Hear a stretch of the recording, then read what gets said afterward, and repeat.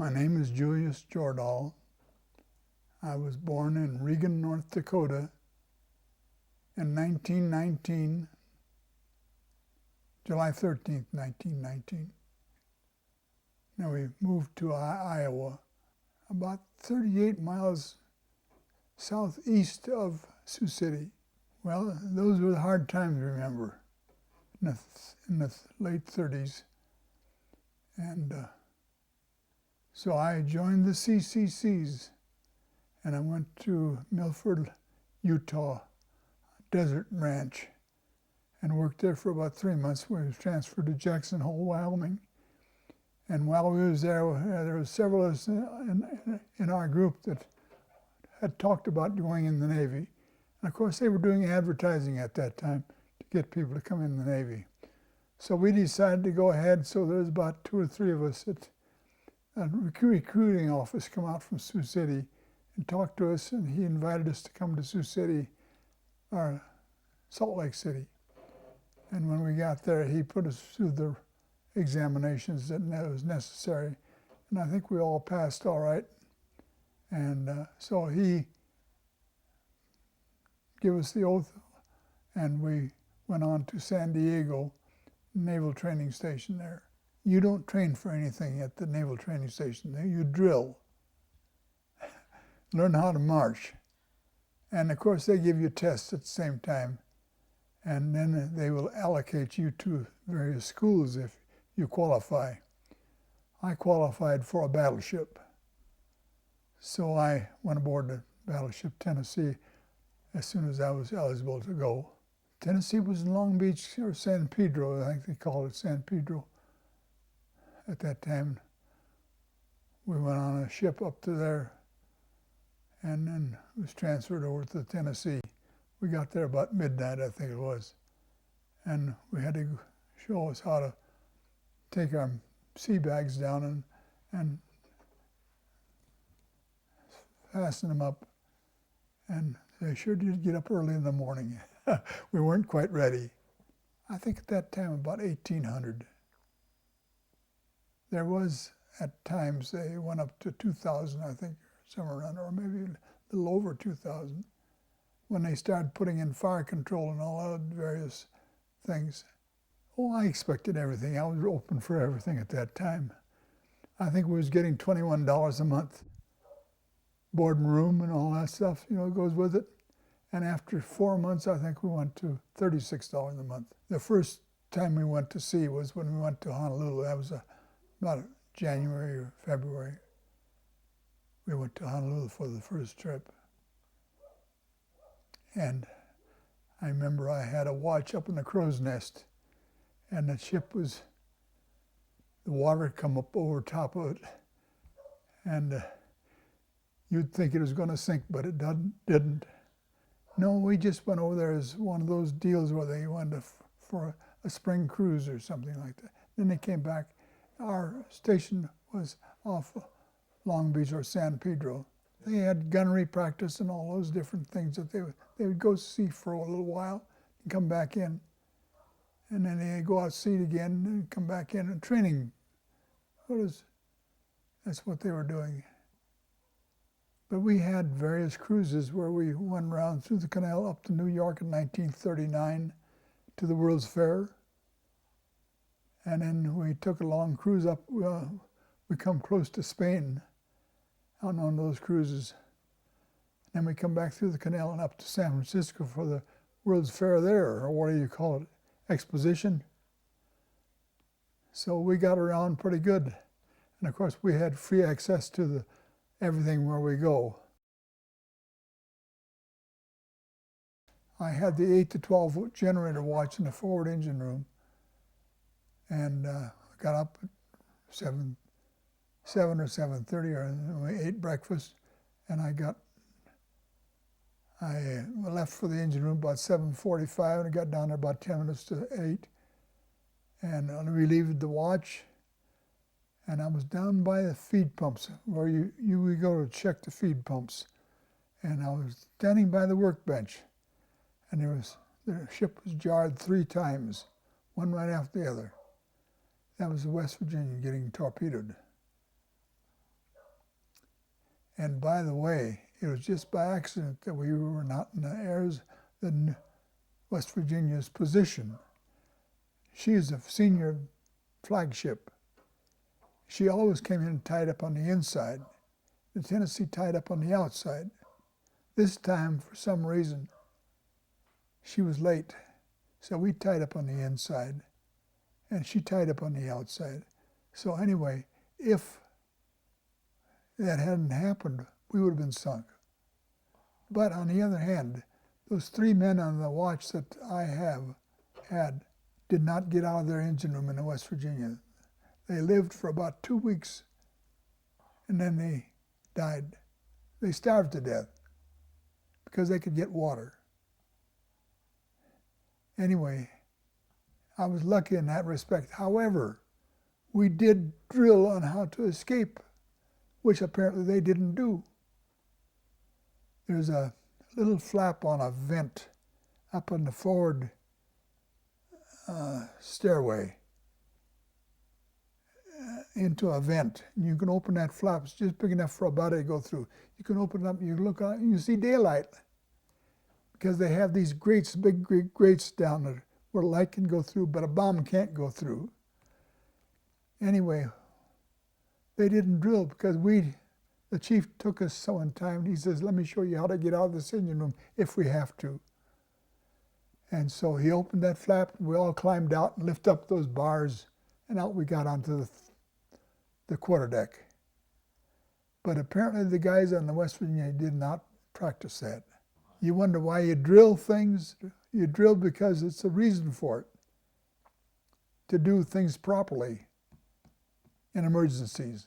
If a division officer had a good chief, he had a good division. They'll admit that too.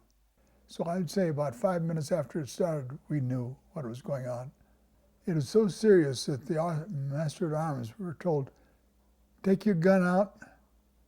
They carried 45s. And point them at the guys you go through there, man your battle stations, or we'll shoot you, or something like that. They didn't say that, but they just emphasized that it was serious. So they all went to battle stations. I don't even remember battle stations, bugle being called for it. But we were being shot at that time. And then, of course, the only ammunition we had in ready to go were in so-called ready boxes, and that wasn't very many. They was all down below locked in. They had to get them unlocked and get them up before they could start shooting. So then we started shooting, and boy, it was really something. Well, I turned around. I remember I was facing the condenser, and there was a pole in the road there. And there was a great big explosion, just like we were a rowboat, and it just picked us up and rocked us around. That was the Arizona blowing up. See, she was 75 feet behind us. And when she blew up, why, it made an awful. That was a 35,000-ton ship being picked up like it was a rowboat. Our ship was on fire, see. There was 12 inches of oil around it. And our plates were buckling from the fire. And I never breathed so much smoke in my life because we couldn't stop it from coming down with the ventilation system. They shut it off for a while, but it got so hot that we had to have even bad smoke was better than none at all. I think we lost about 8 men altogether on that morning. It was a hit on the number 3 turret that killed most of them. And a friend of mine was one of them that died. He was hit pretty bad. He was a coxswain in a 3rd motorboat, and I had done duty with him. And he was a nice fellow. And he was dying. He knew he was dying. And we had an old master-at-arms there. He had lost that many of his fingers. But he was still a first class. He used to be a boxer, fighter. What is his name now? I can't remember it. Hector. But he was an all-Navy fighter. And everybody liked him. And all the master-at-arms were ordered to get your guns out and get out there and tell people to man your battle stations. And it happened pretty quick. So I'd say about 5 minutes after it started, we knew what was going on. You think that the United States people can't commit atrocities? If you don't think they can, you're wrong. Because we got word down in the engine room. We had people on earphones above that could communicate to us. And they said this Japanese pilot, his plane went down, and he was all right. He got out, and he was climbing out of the water with his hands up to surrender. A Marine saw him and shot him dead. That's an atrocity. You're supposed to take him prisoner, but we were pretty mad at that time because of what happened. It happened so fast and unexpected that we were just mad. So that was the reason that Marine shot him dead. He should have taken him prisoner, but he shot him. I was down there until about 5 o'clock in the evening. And when it's finally secured, and we went up to set up our bunks and to get ready and eat, and we ate, and we were setting up our bunks, and general quarters started again. We started shooting again. What happened was the aircraft carriers that were out at sea were coming in to land their planes. They didn't let us know, though. So naturally, any ship, any plane that was flying, we were going to shoot it down if possible. In other words, I learned a lesson at that time, that you've got to notify people of what you're going to do if you don't want to get shot at. We shot down several of our own planes. We had to do it. Whose planes do you think we are planning on? The Maryland was in front of us, and her bow was in the mud, so she couldn't move. The Oklahoma had been alongside of her, and she received 20 torpedoes, I understand, and she sunk and rolled over with a lot of live people inside of her. And then, of course, West Virginia was on our port side. We had to sever the ropes because she was pulling us down. And so she sunk. And then the Arizona was right behind us, 75 feet behind us, and she blew up pretty good. We had to go to the dry dock. So they had to blast the keys that we were tied to get us out. Because, see, we were the center ship there. The Maryland was in front of us, the West Virginia was beside us, and the Arizona was blown up behind us. And the Oklahoma capsized away from the Maryland. We had to blast the keys, dynamite them, to break them out so that we could get away, because we were squeezed right in against them. And after that, we went into dry dock. They found out that several of our plates had buckled from the wire, from the fire. And so then we were in there about 5, 6, 7 days, I think. And we, along with 1 or 2 other battleships, went back to the States. We went to Bremerton. Our guns were wore out. They had to get new guns, and they shipped them from the East Coast by passenger train. The reason for passenger train is they go fast. They don't have corners to turn around. They're on a straighter track, so they brought them by passenger train. And we were there about 12 weeks, I guess, putting those new guns on. And then, of course, after that, we had to go out and try them out, shoot them. But they put the latest type guns on, too, at that time. They put on sound equipment at that time, too. And then later on, they put on radar, which is one of the things that helped win the war. Our ship later on at Sarajevo Straits sunk a Japanese battleship because we had radar. They couldn't see us, but we could see them. They put their guns sights on the biggest object they could find. That happened to be the Japanese battleship. And they fired, and she disappeared. I was there a little over 4 years. I went there in January in '38, and I got out in '42 in June. We didn't expect anything, you know. A war is a war. It's going to last as long as it lasts. Then I had diesel school in Chicago. And from Chicago after that, I went to Miami for a diesel school, advanced diesel school on special engines. And then we went to Gloucester, Massachusetts, where we put the ship into commission, Mathis Shipyard. And that new type engine was something. 5,000 horsepower, and just, you could almost put your arm around it. 4 banks, you know what I mean by banks? 16 cylinders, variable pitch propellers. I remember we used to have a full load of fuel and a full load of water when we went out to sea to do our patrols in Adak, Alaska. And we could do full speed, we could only do about 18, 20 knots. But when we come back in, we were light on fuel and light on water. And that bow would sit right up come right up like that, and they'd open it up. And of course they'd get the pitch to the proper pitch. And it would really move then, probably 25, 28 knots. I'll tell you, those wooden boats are 110 foot long. And when you get into the swells, boy, oh boy, that was rough. I never had been seasick in my life, and I've been in the Navy over 4 years at the time. But there was a chief that was on North Atlantic Patrol. He was there, and we were both in the engine room, and he beat me to the hatch to upchuck. But I think a lot of it was the diesel fuel smell, too, that made you sick. Because we had a special diesel engine there as a 16-cylinder, 5,000 horsepower engine with variable pitch propellers. It is a vertical engine, crankshaft vertical, 4 banks, 5,000 horsepower approximately.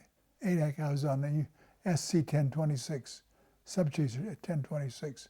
We dropped depth charges on a couple of ships, but probably they were just a school of fish. You know, the sound equipment was all that great at that time. And so whenever you saw something like that, you'd drop a depth charge. So we did drop depth charges a few times. Well, Dutch Harbor, Adak, that was primarily it. We didn't get over there at the time of the Kiska invasion. We were there when it was invaded, but we didn't get in on any action there. I asked for the commanding officer if he'd transfer me over. So he transferred me over to ship repair, NOB, Adak, Alaska. And he was good about it. He sent me over there. And I helped put a repair station into operation. And a little later on, there was an opening for a transfer, and we had access to the admiral's staff, and they let us know in advance. And so I told the guy, hey, I want to go on back to the States. So he picked me and let me go back to the States. We ended up, after I got transferred back to the States, they sent me to another new ship, which was the USS Aventinus. That was an engine repair ship, a new type ship. A converted LST. They have 400 or 500 planes out there tied up because they couldn't use them because it's just something small. And our ship was made to repair those ships and get them back in action. They transferred me to Pittsburgh, Ambridge Shipyard, where our ship was being finished up. And I was assigned to that ship. We stayed at the university's buildings there. And they bussed us over to every day over to the Ambridge Shipyard. And we took it down the Mississippi and around through the canal and up to San Diego. From San Diego, we took off for Honolulu. We were headed for Japan. She went on to Japan, and she was in there when they had a typhoon, and they lost several men in that typhoon. But I left there, and they put me on the USS Apollo. That was a submarine tender. It was going back to the States. The war had ended. So they put me on there, and one time when the war was over. When our ship got to Pearl Harbor, they immediately had to transfer me. I didn't even go ashore there. I wish I had, but I didn't even go ashore. I just transferred over to another ship for a trip back to the States. That was the slowest trip I've ever taken. Those tenders are not fast, you know. They're pretty slow. I think it took us 3 weeks to get to New Orleans.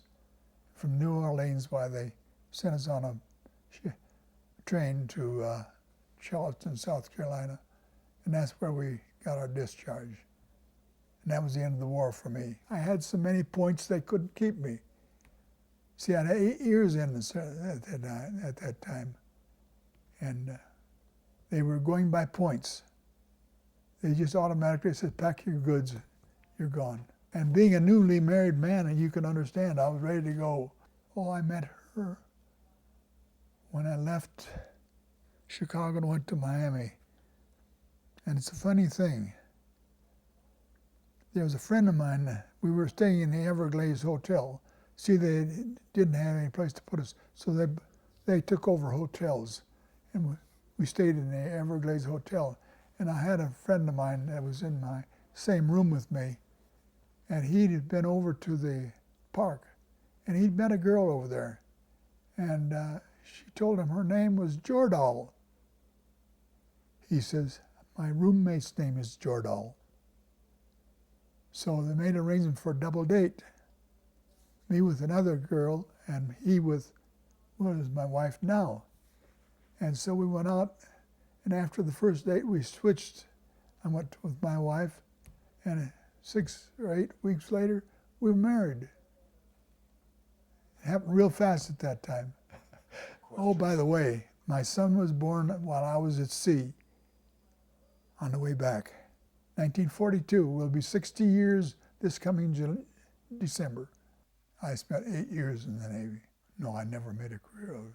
Well, I started an apprenticeship in tile setting. That didn't work out. There was an opportunity for me to get on the Miami Herald as a stereotype apprentice. You know what stereotyping is? It's making the plates that fit on the press.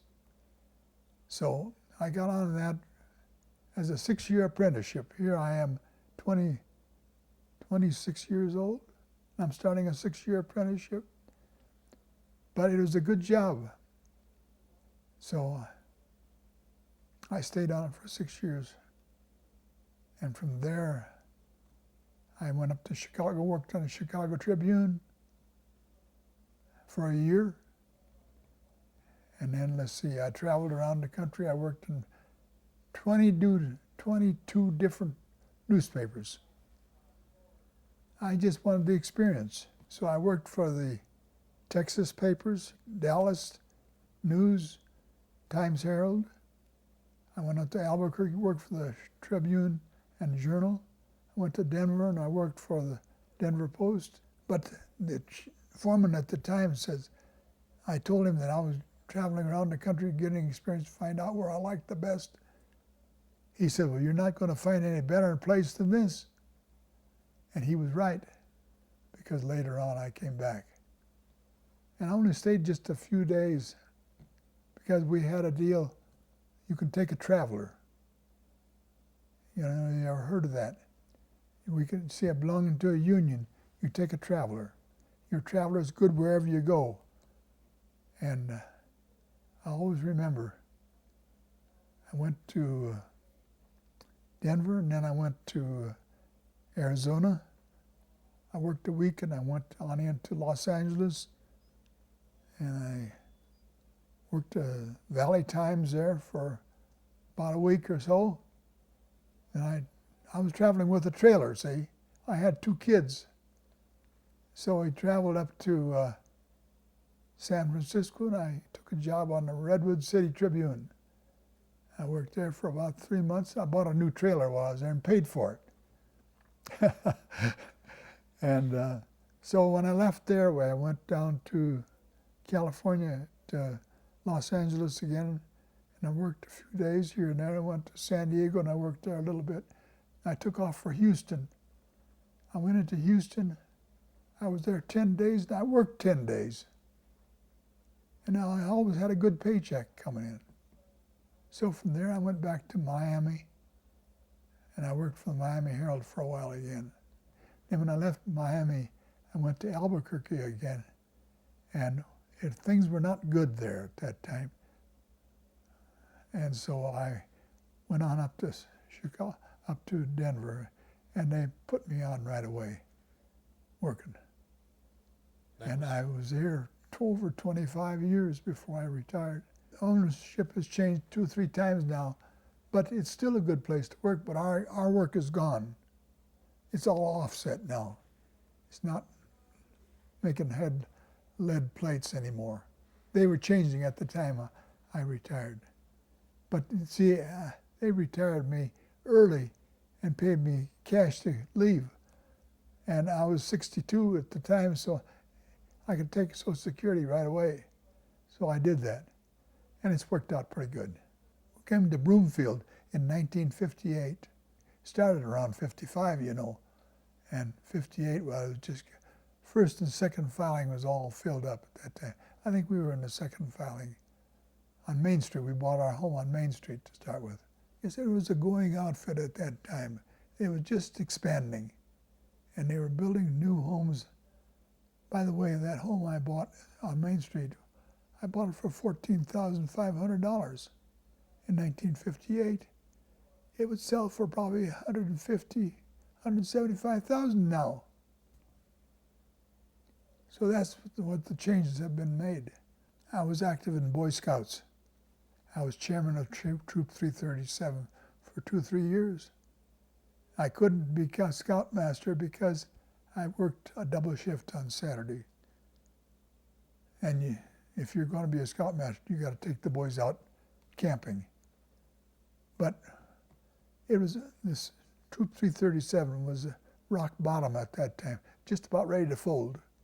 So another fellow and I, his name was Yale Nelson. He's a United Airlines pilot. He and I pretty well took over the thing, and we got it going again.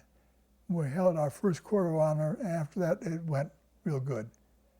And then we got some good men in after that took over as scoutmasters and so on. And that troop is one of the biggest ones in Broomfield now, I think. I'll tell you what we did. We got Montgomery Ward catalog deliveries. We used to deliver them from Montgomery Ward. We'd get so much per, and we made money, and we bought equipment, tents, all the equipment we needed for Boy Scouts. And it worked out real good. And it gives the kids something to do, you know. My oldest son now is 56 years old. He graduated in the second graduating class in Broomfield. He went on to Northeastern Junior College, graduated. He went to CSU for 1 quarter, and he decided to go in the Army. That was when the Vietnam thing was going. So he joined the Army, and he went to Texas, where he done his basic training. And since he had 2 years of college, they sent him to Fort Sill, Oklahoma, for officers training and artillery. And so he graduated that, and when he graduated, they made him a TAC officer. Now, put it this way, he was not a brilliant student, but he was a gung-ho Army officer. That's what his buddies tell me about him. He was a gung-ho Army. It was strictly regulation, and that's why they selected him as a TAC officer. So he spent a year there as a TAC officer, and then they sent him to the Vietnam, the 1st Division over there, that big red one is what they call it. Malaria, yeah. He got a touch of that, and he spent a little time in Okinawa Hospital.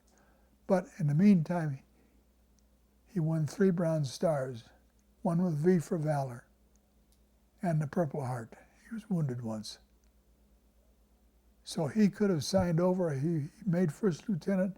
If he'd have signed over, he could have been a captain. But I'm just as glad he didn't because he came home. That's the one that's in Brunswick, Georgia now. He's retired from the Federal Law Enforcement Training Center down there. And they're thinking about bringing him back now because of the September 11th deal. What were you thinking when September 11th happened and the World Trade Center bombing? I haven't really given that much thought. But it's our motto in the Pearl Harbor survivors: be on guard, be alert, and that's what we got to be for things like that too. Well, I belong to Pearl Harbor survivors here in town, and I'm afraid I can't get down there anymore because I'm not supposed to drive too much. And so I joined the American Legion here. And like I mentioned before, you're a Republican, I'm a Democrat. Well, American Legion post here is named Joseph E. Kennedy after a good Democrat, so I fit in real good there. It's about 30–40% accurate. You can't crowd into 10–15 acres what is maybe 2,000 acres of battles. Sure, they showed a lot of action, but that's what they've got to do and make it interesting. But it's 30–40% accurate. A reporter, we got in this friend of mine, he has a Mercedes. And she was in the back seat and I was in the front seat and he was in the driver's seat. And they asked me questions for about a half, 3/4 an hour. And that's when she wrote this article. Do you think there was a greater resolve among the people who had been through the attack on Pearl Harbor versus the people who came in to the service afterwards as you went on throughout the war? I really can't really speak about that. Our resolve was, well, let's get this war over with, get it out of the way. And seems like wars all take about 4 years to 4 years it goes on, and then we either run out of money or something. You take the Civil War, what did that last about 4 years? And so this war lasted about 4 years. The only thing I don't have is a white shirt with a black tie. Hey, that does fit pretty good now. I must have lost a little bit something someplace.